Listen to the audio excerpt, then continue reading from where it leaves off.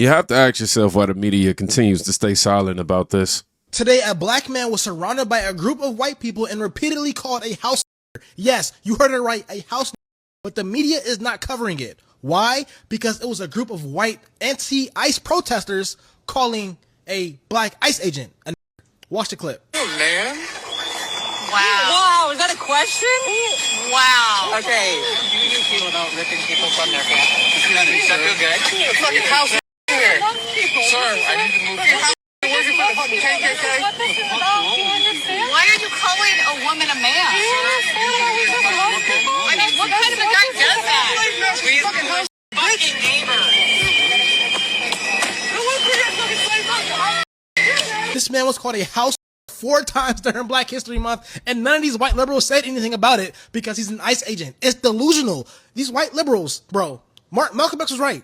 They act like they like you, but they don't. They just want your vote. They want you on their side, bro. They called him a house 4 times during Black History Month, and nobody said a word. They're more concerned about the ICE agent asking the man if he's a man than the white dude calling him a. It's hypocrisy. And do you see the brain-rotten delusion of the left? It's clear as day in this video. It's clear as day in this clip. And I hope this wakes some people up that the left is not really on your side like they make it seem like. They want you, they want to manipulate you by your race and by your sex for your vote. But God bless, Christ is Lord. He said by your sex, by your race for your vote. Oh, my fault. That was the first time I heard that. You don't need commentary layered on top of footage like this. The reaction tells you everything, because for years we've been told that, the dividing line in this country is simple. Oppression versus allies, racism versus anti-racism, clear morale categories, right? But reality isn't neat like that. When identity-based narratives collide with enforcement, authority, or, disagreement, those clean categories fracture instantly. And what gets exposed isn't ideology. It's raw human reaction. That's important because it sets the foundation for everything else that you're about to see. And speaking of contradictions.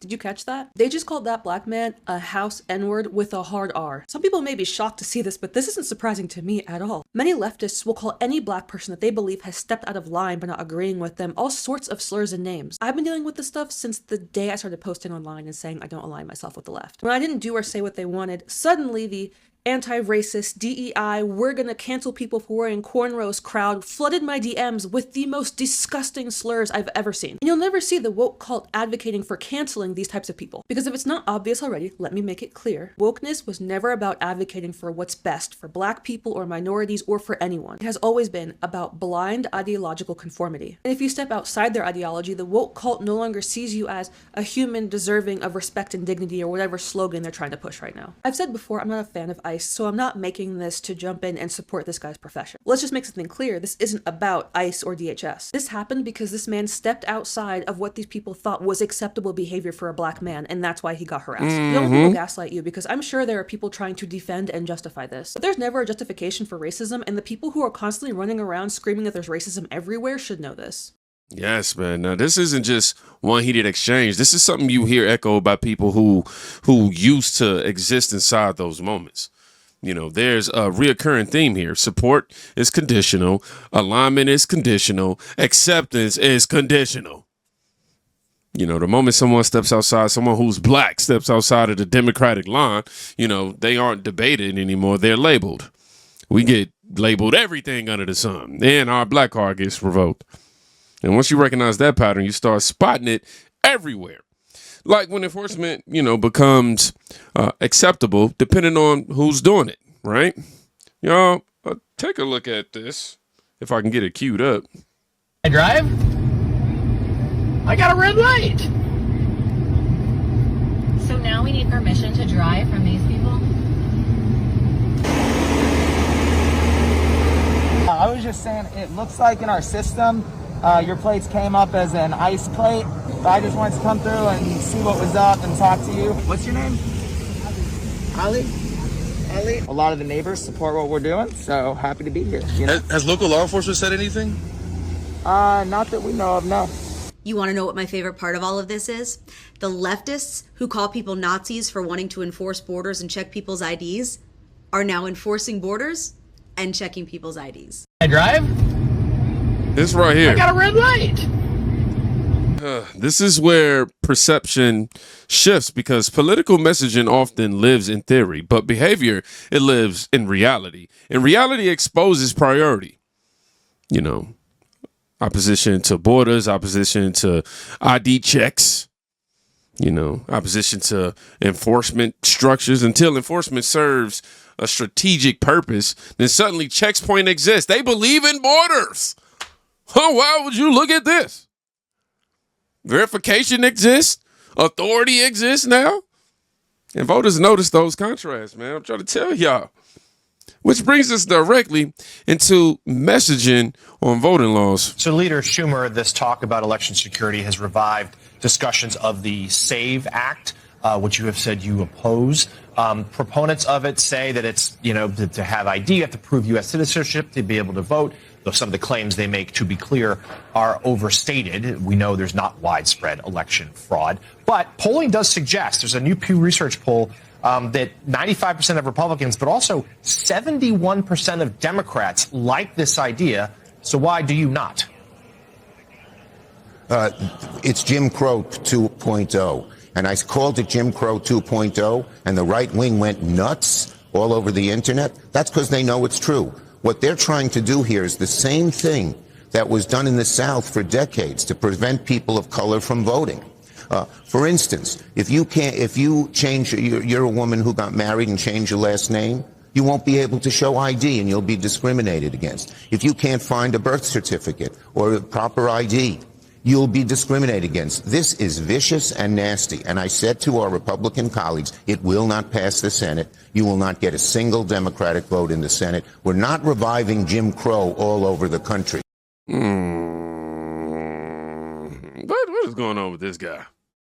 Somebody said, oh, the caption on here says, anyone who believes this has a single-digit IQ.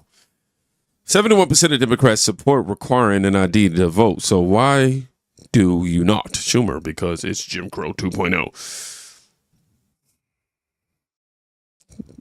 Polling doesn't always align with political positioning.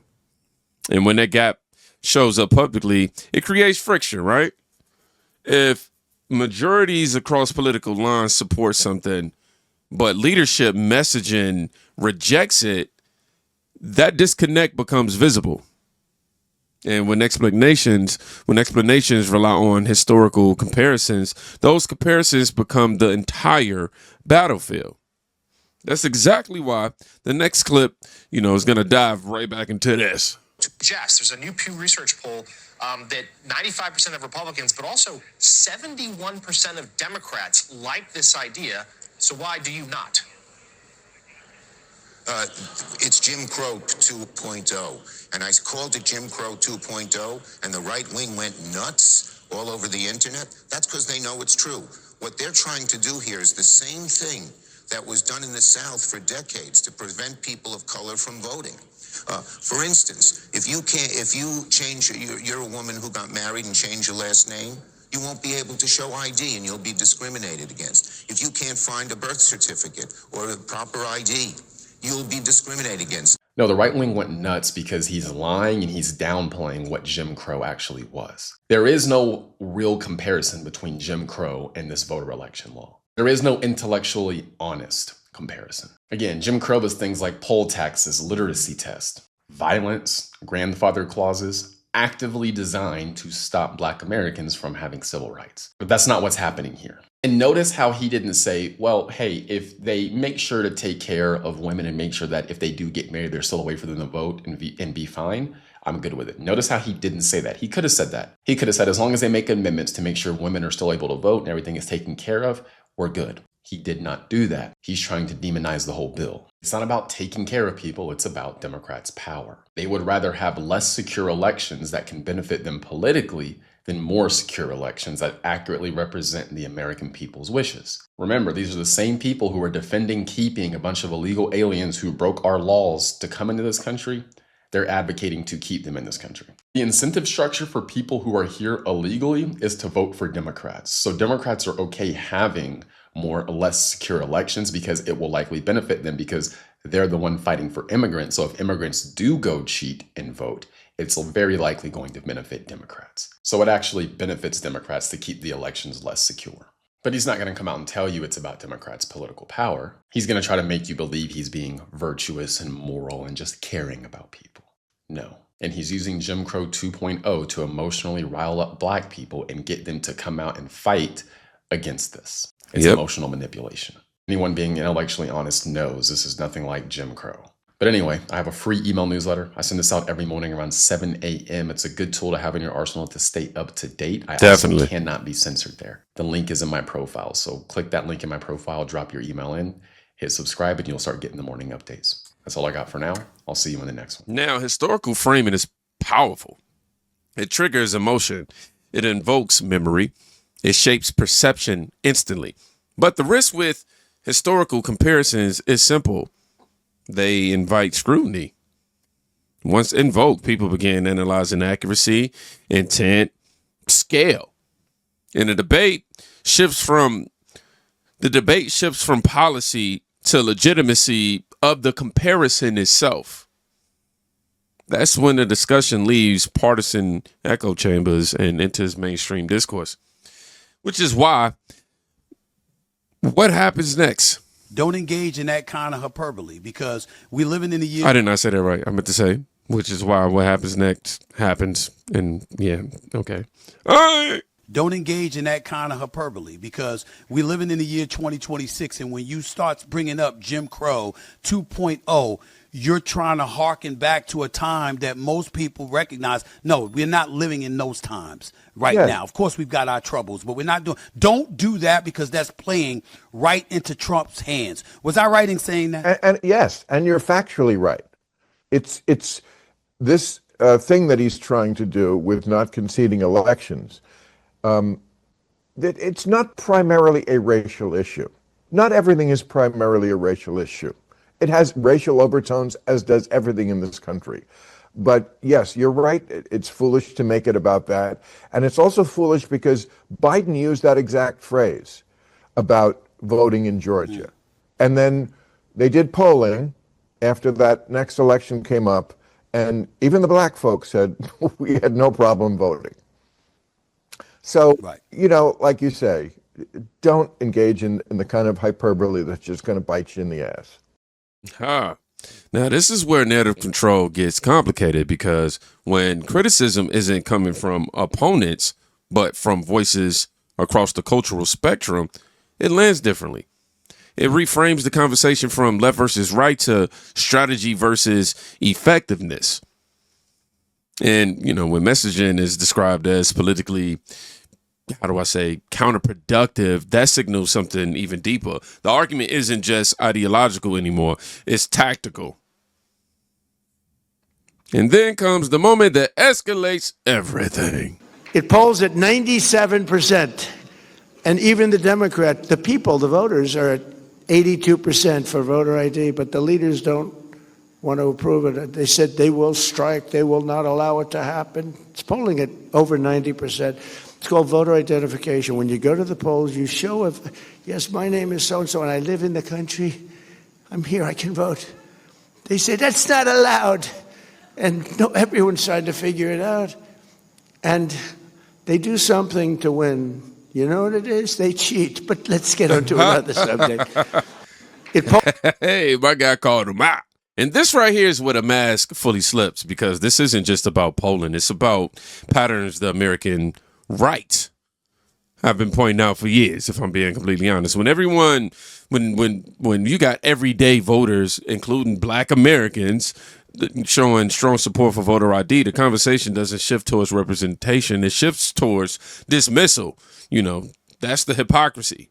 We're told certain communities are marginalized, unheard, and ignored until they express agreement with conservative positions. Then suddenly their voices don't count.